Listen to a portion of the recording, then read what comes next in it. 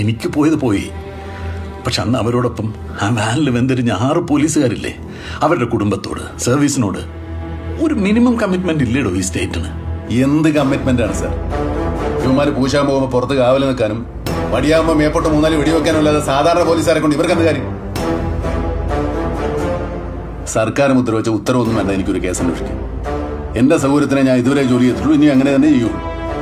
Sir ഒരു കാര്യം ചെയ്യും, എനിക്കൊരു ട്രാൻസ്ഫർ അടിച്ചതാ കളിപുരത്തേക്ക്. ഞാൻ പോയി അന്വേഷിക്കാം. പണിഷ്മെന്റ് ആയാലും മതി. എന്നതാ നടന്നതെന്നൊന്നും അറിയണമല്ലോ. പോയത് നമ്മുടെ കുഞ്ഞല്ലേ, മന്ത്രിയുടെ കുഞ്ഞല്ലല്ലോ. ഇനിയിപ്പോ സാറ് തന്നില്ലെങ്കിലും ഞാൻ പോകും. ലീവ് കിട്ടും പ്ലീസ് സാർ. ഇവിടെ കഴിഞ്ഞുകൂടുന്നത് എങ്ങനെയാന്ന് അണ്ണൻ അന്വേഷിക്കാറുണ്ടോ? ഇപ്പോ നിങ്ങൾക്കിപ്പോ പാർട്ടിയും ഇലക്ഷനും ഭാര്യമാരും.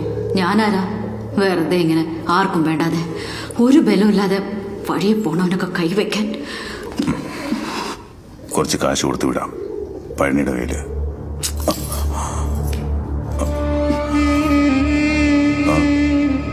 അയാള് എന്റെ പെണ്ണിനെ നോവിച്ചിട്ട് അവൻ കാളിപുരം വിട്ടു പോവില്ല.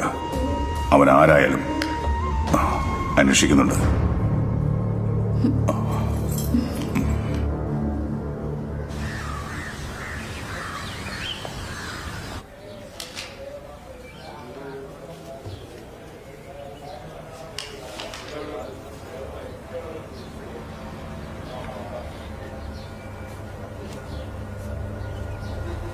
ഇതേത് ഉണ്ടാവനാണോ ഇത് എഴുതിയത്? വായിച്ചിട്ടൊന്നും തലയിലോട്ട് കയറുന്നില്ലല്ലോ.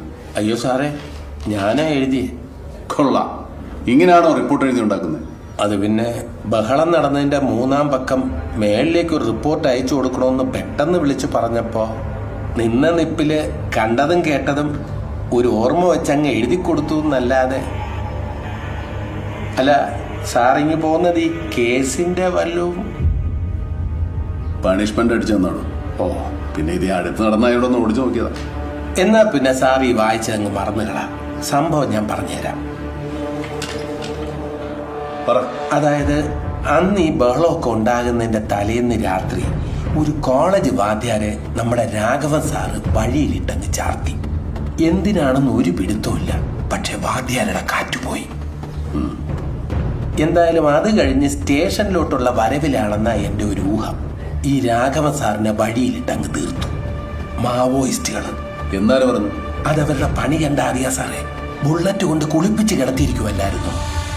അവന്മാര് പഴയ കണക്ക് തീർത്തതാ സാറേ. സാർ അത് കണ്ടോ?